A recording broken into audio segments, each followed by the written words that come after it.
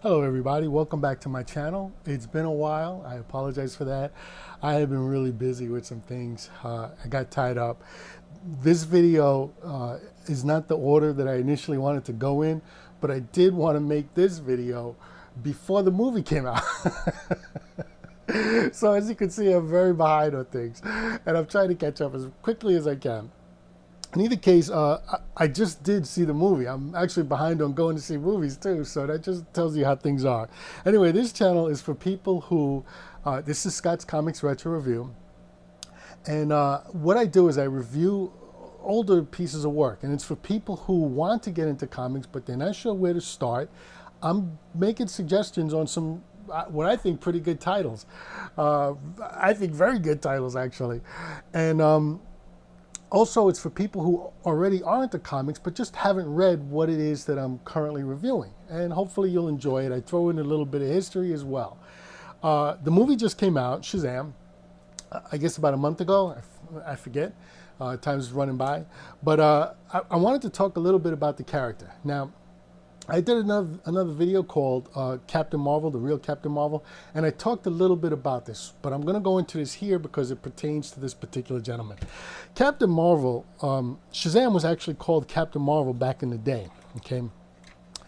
There was a comic book company called Fawcett Publications, and they first did what's known as an ash can, and the ash can was sent out so they could secure copyrights and all that kind of stuff, but it was done in black and white.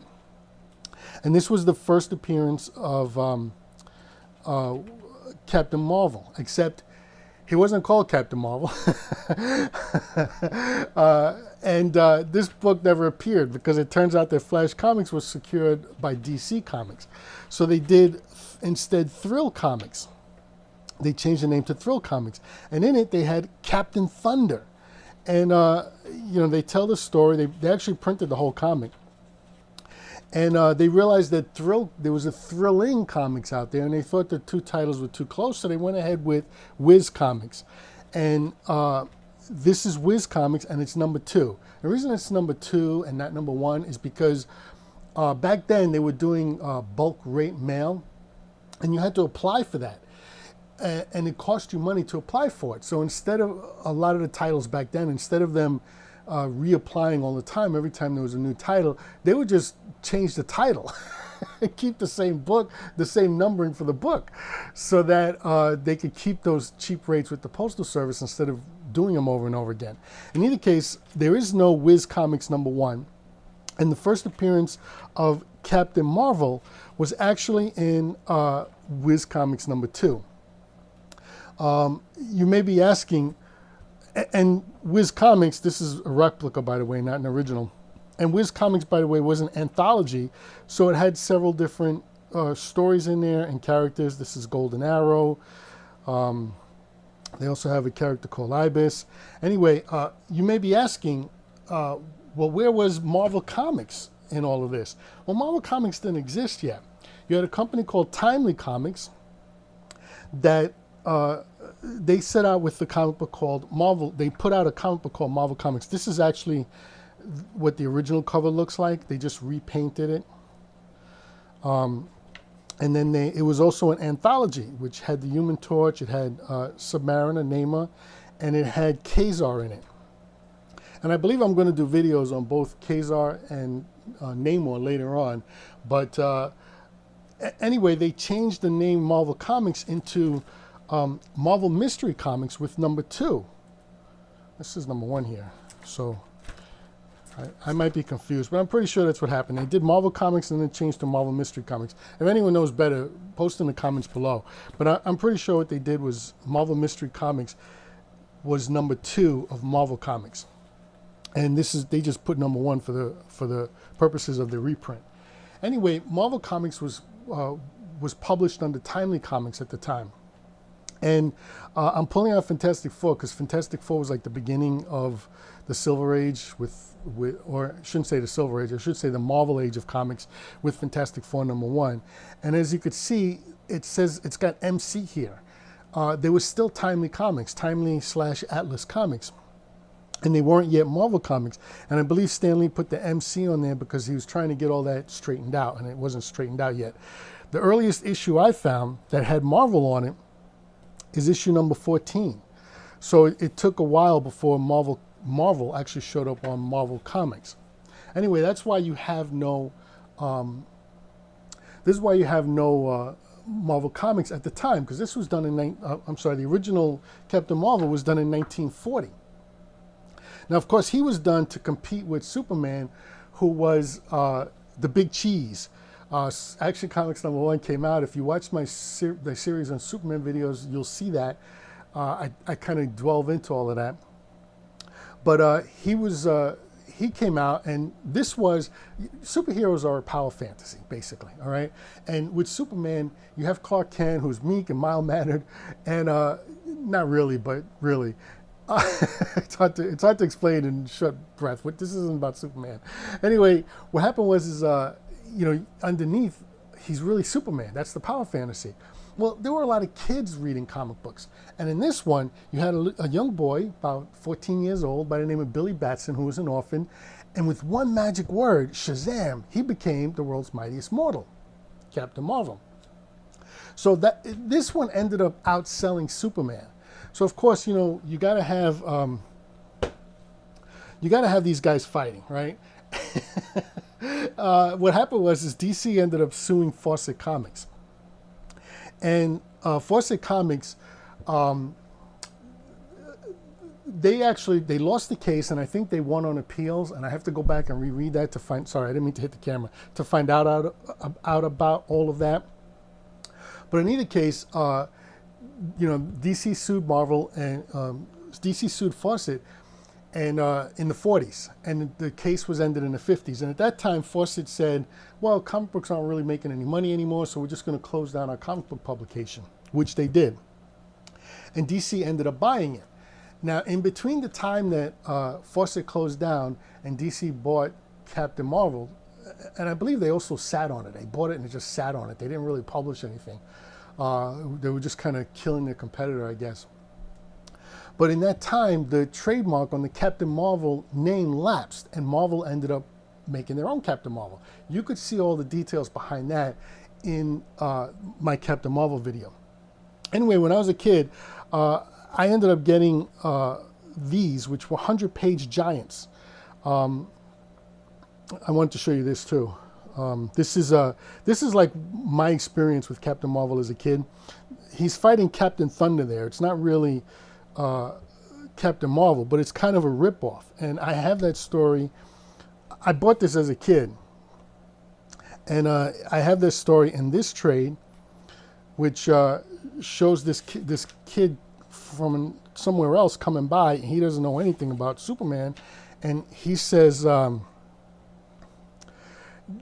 he's got Shaboom instead of Shazam, and he turns into a character that's like a ripoff of Captain Marvel. I kept wondering, why didn't they just do Captain Marvel? It didn't make sense to me.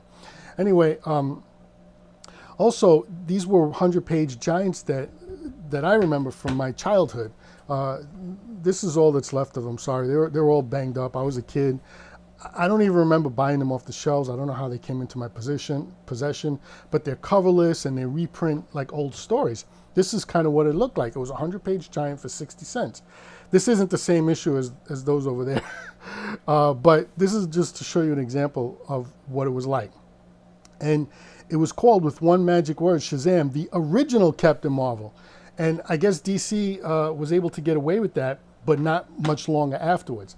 Anyway, because of the things that would happen in there, like Shazam would punch his arch nemesis, Dr. Savannah, and Dr. Savannah would get up again, where Superman would just kind of do this, and people would get knocked out. And I always thought there was no contest between those two in a fight, until this came along, Kingdom Come. I'm going to review Kingdom Come, but later on. That's not what this video is about. What this video is about is this series right here, The Power of Shazam. And I bought the hardcover, which I don't normally do, but back then I didn't realize that we were going to have a soft cover come out. It's by Jerry Ordway. I first heard about Jerry Ordway when he was an inker over John Byrne's pencils in Fantastic Four. And he ended up moving to DC, And this, he did everything. He did the coloring, he did the penciling, he did the lettering.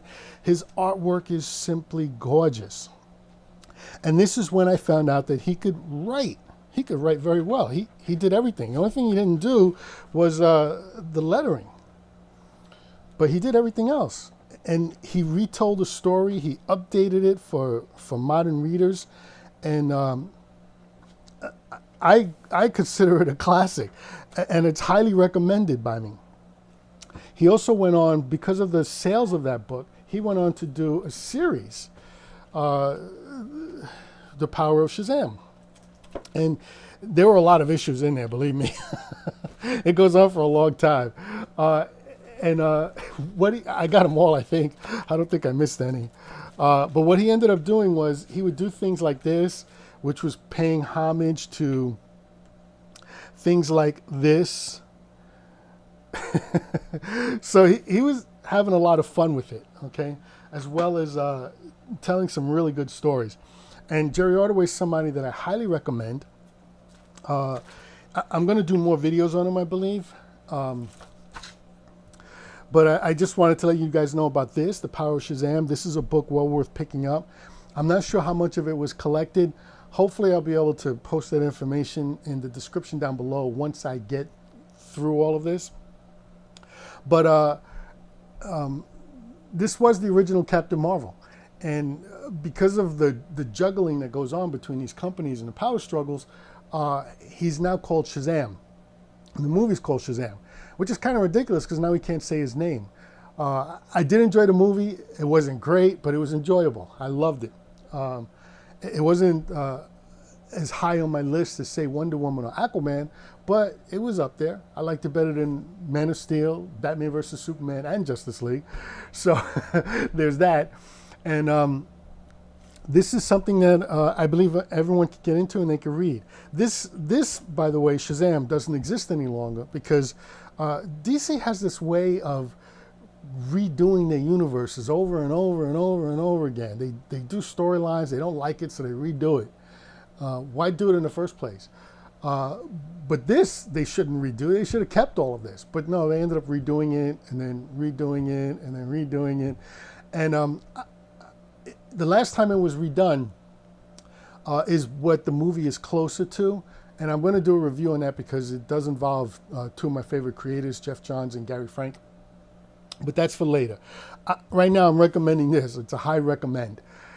So anyway, let me know what you think. If you like this video, please like, please subscribe, please share the video, and comment. I'd love to hear what you're thinking about what I'm talking about here.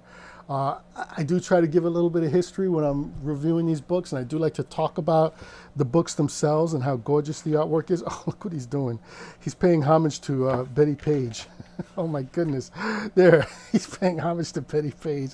And there was a comic book series called The Rocketeer. I forgot about that. I just flipped through the book really closely to look at, oh my goodness. I'm going to do a Rocketeer video too. But he was paying homage to that.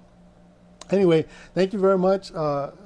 Please like, subscribe, share, comment, and I hope you enjoyed the video. You have a great day, okay? Thank you very much.